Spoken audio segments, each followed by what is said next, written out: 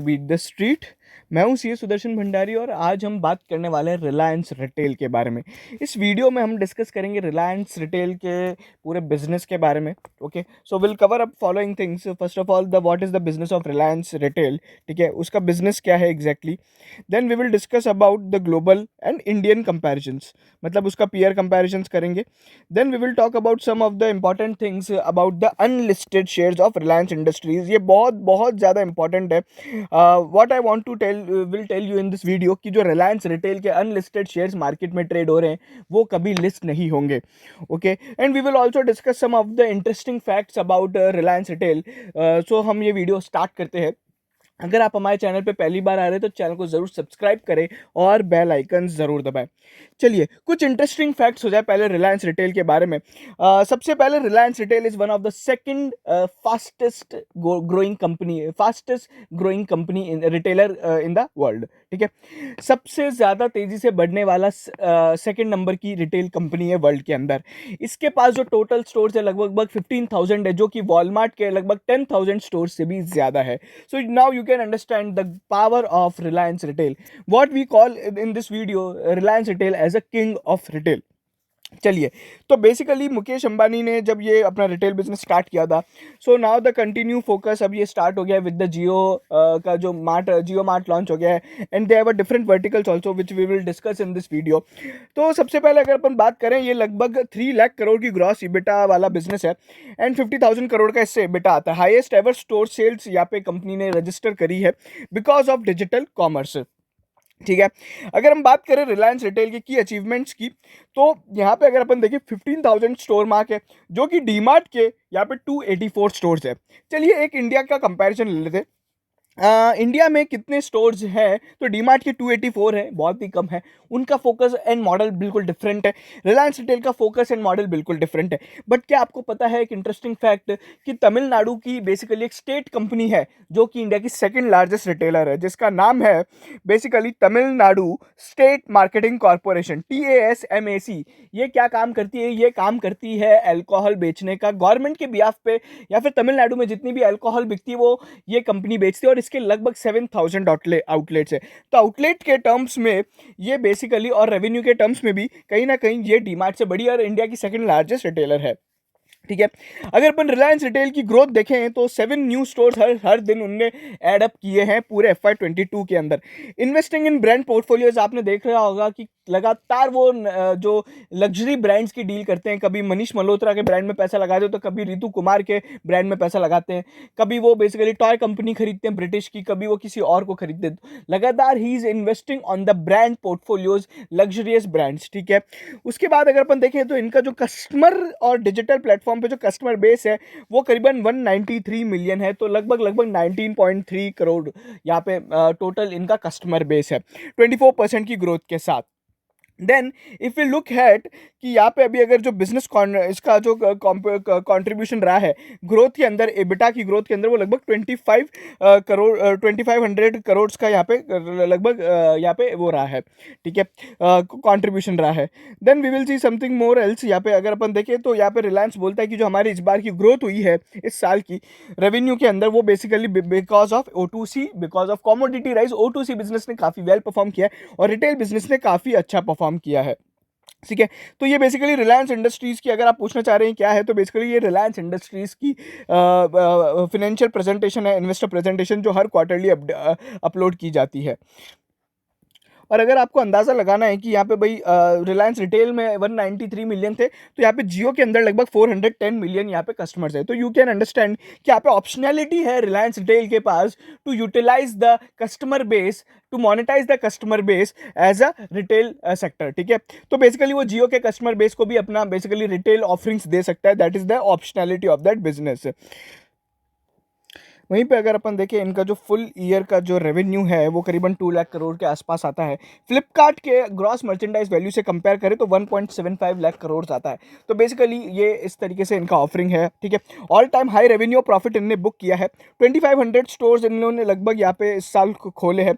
Daily orders इनके जो digital और न्यू कॉमर्स में है वो लगभग 2.5x से ग्रो किए हैं। 3x ग्रोथ है बेसिकली मर्चेंट बेस के अंदर। मर्चेंट बेस बेसिकली जो इनका मर्चेंट बेस यानी जो जियो मार्ट में जो किराना वाले लोग हैं, किराना स्टोर्स जो कनेक्ट करने का काम है उसके अंदर यहाँ पे ग्रोथ हुई है।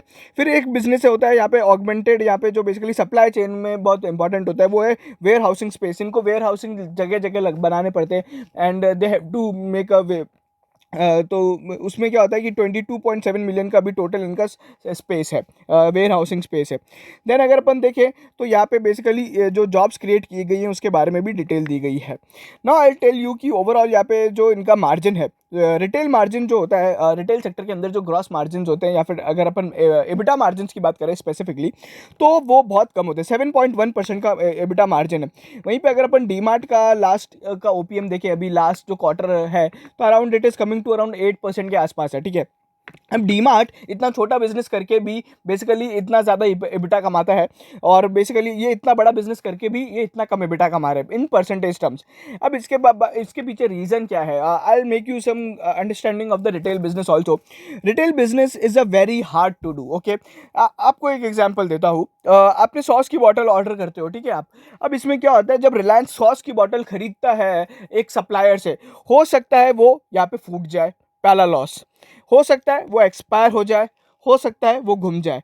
दैट इज़ वाई ये इतनी बड़ी सप्लाई चेन में ये सारे लॉसेस होते हैं, और ये सब लॉसेस के कारण इसमें एबिटा मार्जिन बहुत कम होता है। दूसरा, फिर रिलायंस रिटेल के साथ एक और प्रॉब्लम है कि उसको रेंटल कॉस्ट भी लगता है, रेंटल कॉस्ट उसके बिजनेस का एक बहुत बड़ा कॉस्ट है, और डीमार्ट का वो रेंटल कॉस्ट नहीं लगता है। सो आपका जितना बड़ा सप्लाई चेन और जितना कॉम्प्लेक्स सप्लाई चेन होगा, उतने ज़्यादा आपको यहाँ पे टेक्नोलॉजी लगेगा to maintain a smooth supply, ठीक है।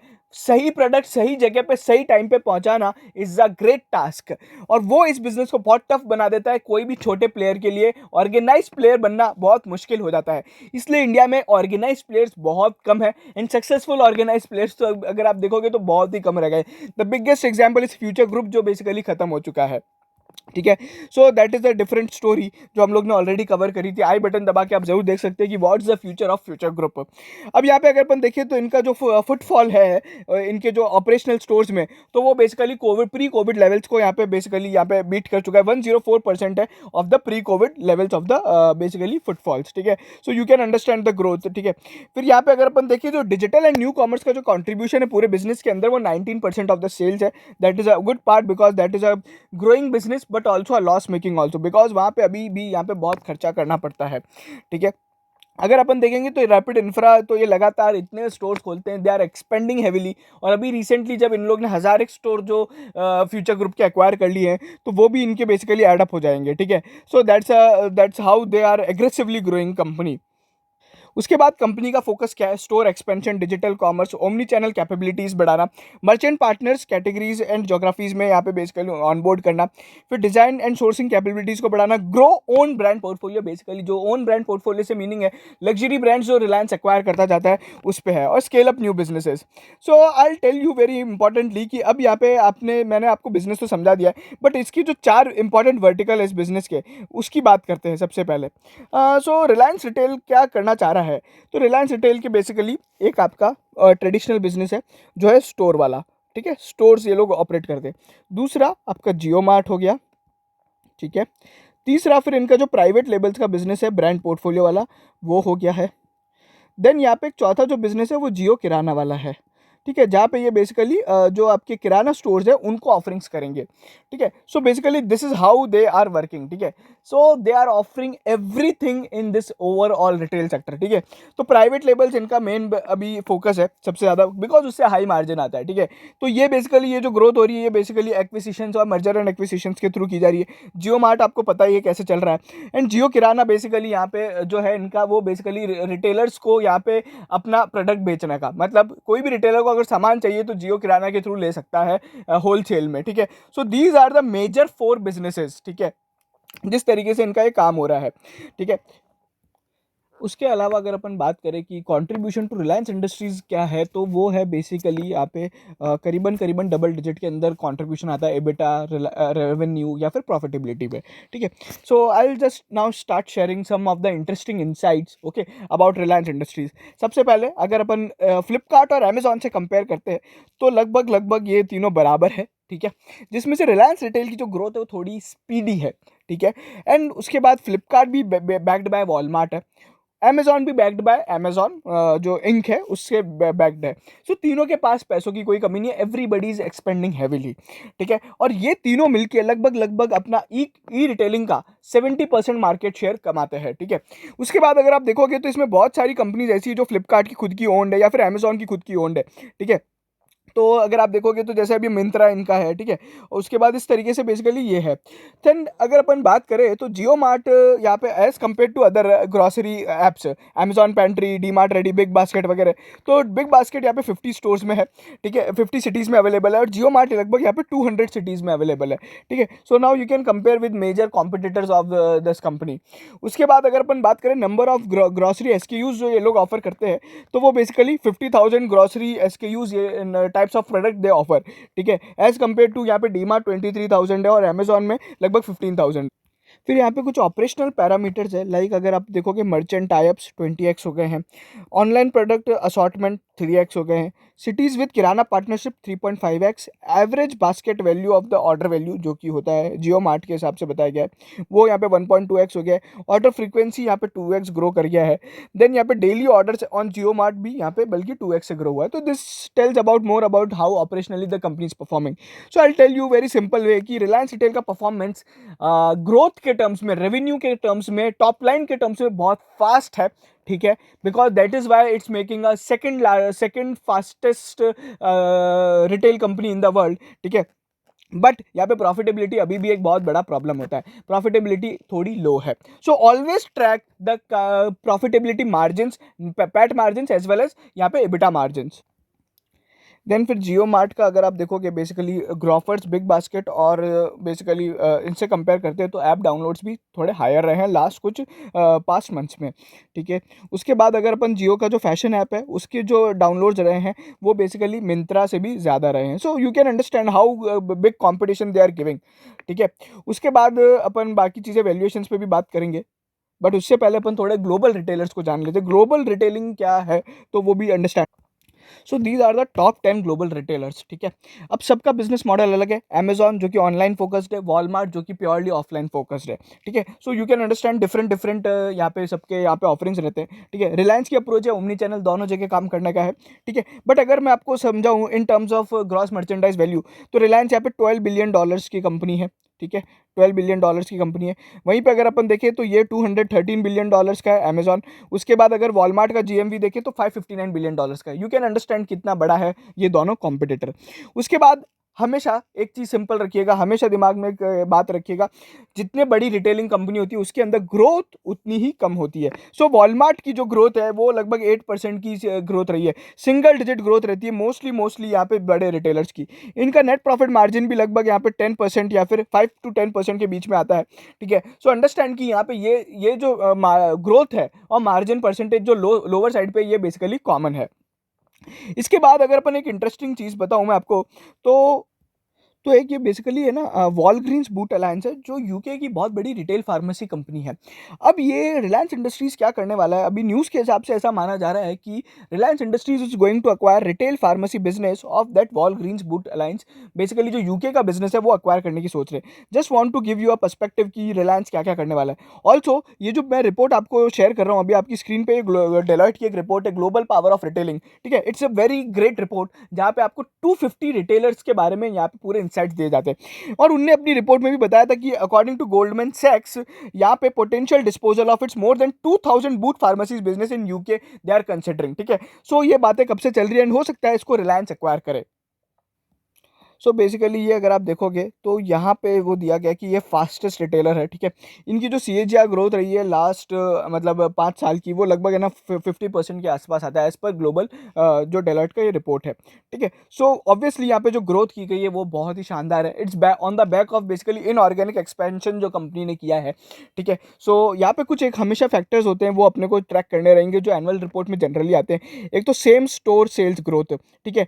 जो स्टोर पिछले साल मेंटेन हो रहे थे उनमें में क्या ग्रोथ आया है, ठीक है, एग्जिस्टिंग स्टोर से कितना यहाँ पे कंट्रीब्यूशन आता है, ठीक है, फुटफॉल कितना है और स्टिकी नेचर कितना है, ये भी हमेशा देखना रहता है। रिपीट बिजनेस कितना, रिपीट कस्टमर्स कितने आ रहे हैं, ठीक है। सो बेसिकली क्या, स्टोर खुल तो जाता है बट क्या होता है, शुरू शुरू में स्टोर बहुत ज़्यादा चलता है बट बाद में अगर वहाँ पे if you don't offer price at a lower price, ठीक है, तो आप यहाँ पे बेसिकली आपके पास स्टिकी बिजनेस नहीं आएगा। फॉर एन एग्जाम्पल, डीमार्ट के पास हमेशा स्टिकी बिजनेस आता है, जो आदमी डीमार्ट जा रहा है वो डीमार्ट से ही खरीदेगा because they offer lowest prices, ठीक है। तो स्टिकीनेस और सेम स्टोर सेल्स ग्रोथ हमेशा कैप्चर करना होता है, कभी भी आप कंपेयर करें, जो कि रिलायंस इंडस्ट्रीज का कंपैरेटिवली डीमार्ट से लोअर साइड पे है। रिलायंस की जो ग्रोथ रही है वो बेसिकली यहाँ पे inorganic expansion of more number of stores open in the last few years.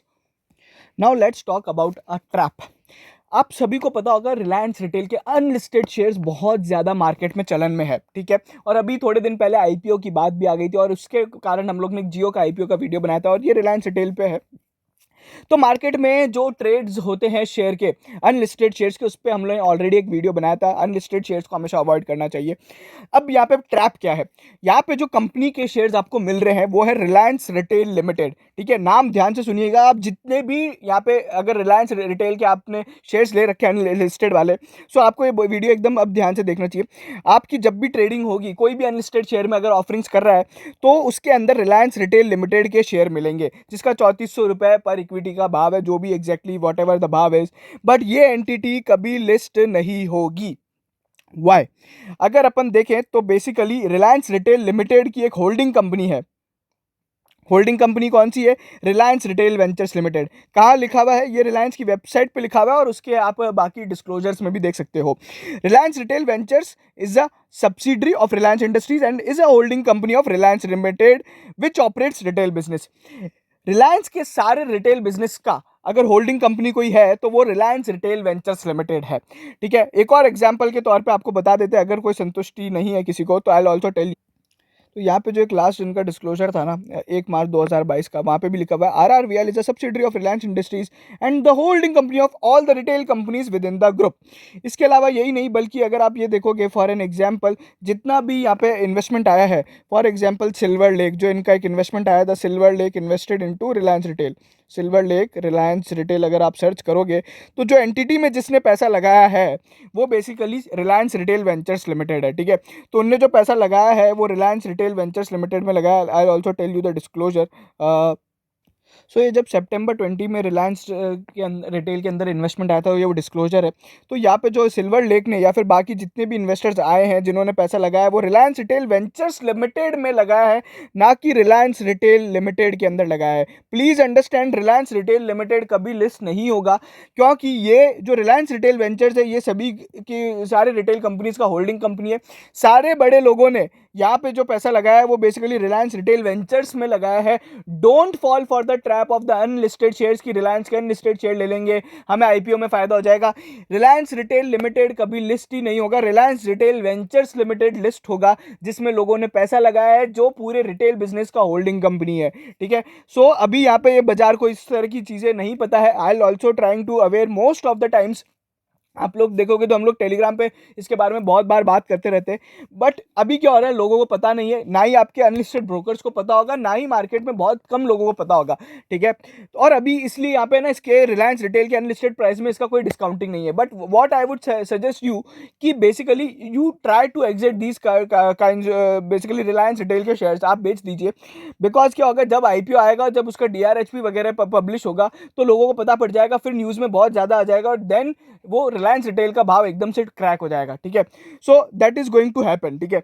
But यहाँ पे एक रिस्क है पूरे इसमें बिजनेस में, रिलायंस रिटेल का और रिलायंस इंडस्ट्रीज का एक हमेशा से फंडा रहा है टू चेंज द एंटिटीज, ठीक है। वो हर साल अपनी है ना मेन एंटिटी को बदल देते हैं। फॉर एग्जांपल जब जियो लॉन्च हुआ था तो रिलायंस जियो चलता था, ठीक है, रिलायंस जियो लिमिटेड करके जो था, रिलायंस जियो इन्फोकॉम लिमिटेड करके था, उसकी अभी नई होल्डिंग कंपनी बना दी पूरे बिजनेस की, जियो इन्फोकॉम, ठीक है। तो गलती से अगर किसी ने कभी ये सोच के यहाँ पे रिलायंस जियो के शेयर्स खरीद लिए होंगे जो कि ट्रेड नहीं होते, तो अब वो प्रॉब्लम में फंस गया होगा, क्योंकि कभी भी जियो की लिस्टिंग होगी तो जियो प्लेटफॉर्म्स की लिस्टिंग होगी।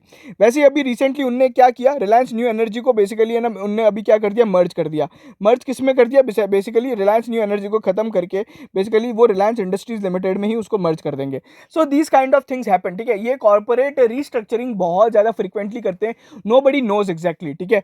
हो सकता है एक रिस्क है पूरे बिजनेस के अंदर कि रिलायंस रिटेल वेंचर्स को रिवर्स मर्जर के थ्रू रिलायंस रिटेल लिमिटेड में कर दे, but I don't expect them. जस्ट एक फार साइड एक रिस्क हो सकता है मेरे पूरे ओपिनियन का कि वहां पे प्रॉब्लम आ सकती है, but I will definitely conclude with that कि रिलायंस रिटेल लिमिटेड कभी लिस्ट नहीं होगा। जो आपके पास अनलिस्टेड शेयर्स है वो रिलायंस रिटेल लिमिटेड के हैं।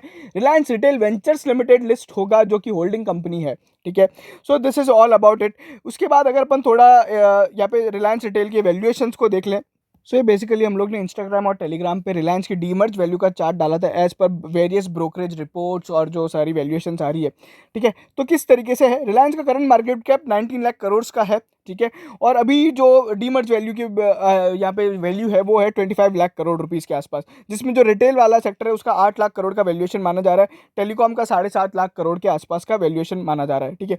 ये आईपीओ साइज जब भी आएगा माना जा रहा है एक रिपोर्ट के अनुसार ये दिसंबर तक ये अपना डीआरएच पे फाइल करेंगे, तो करीबन 75 से 80 हज़ार करोड़ 1 लाख करोड़ के आसपास का ये दोनों का आईपीओ साइज होगा, ठीक है। आप हमारा एक और वीडियो देख सकते हैं the what next big things to watch out in Reliance Industries, ठीक है। तो उसमें हम लोग ने बहुत सारी ये सारी चीज़ें डिस्कस करी है इन डिटेल कि रिलायंस इंडस्ट्रीज में आपको क्या क्या ट्रैक करना चाहिए। It's a great company to invest if you have a मतलब लॉन्गर पीरियड इन्वेस्टमेंट होल्डिंग, ठीक है। तो आप please definitely you can consider that video and invest in Reliance industries limited. So ये वीडियो यहीं खत्म होता है। So what we have discuss so far in this video which we have comprehensively cover, हमने रिलायंस रिटेल का पूरा business समझ लिया। Reliance retail as compare to DMart क्या है, Reliance retail as compare to Walmart क्या है, बाकी बड़े बेसिकली कंपनीज में क्या होता है, ठीक है। फिर रिलायंस रिटेल की वैल्यूएशंस किस तरीके से चल रहे हैं और रिलायंस रिटेल अनलिस्टेड ट्रैप क्या है। तो ये चार चीज़ों के साथ आज हमने पूरा रिलायंस रिटेल का बिजनेस एनालिसिस किया है। If you like this video please share, हमें बहुत मेहनत लगती है वीडियो बनाने के लिए, सारी रिसर्च करने के लिए। So please try to share our video and please subscribe our channel for more such kind of updates, ठीक है। आप हमारे टेलीग्राम चैनल को जरूर ज्वाइन कीजिएगा जो एक ऑटोमेटेड न्यूज़ फीड है जहाँ पे सभी तरह की न्यूज़, ब्रोकरेज रिपोर्ट्स वगैरह ऑटोमेटेड बेसिस पे अपडेट हो जाती है। And we also try to bring most of the curated reads to read for the investors, ठीक है। और जो आपको ग्लोबल पावर ऑफ रिटेलिंग अगर डेलाइट का वो रिपोर्ट चाहिए तो आप हमारे टेलीग्राम चैनल से ले सकते हैं। बाकी रिलायंस इंडस्ट्रीज की जो बहुत ही बेहतरीन ब्रोकरेज रिपोर्ट्स आई है वो भी आज हम लोग वापस शेयर कर देंगे इस वीडियो के शेयर होने के साथ ही। So please follow us on the Twitter as well as Telegram and please subscribe to our channel and thank you so much.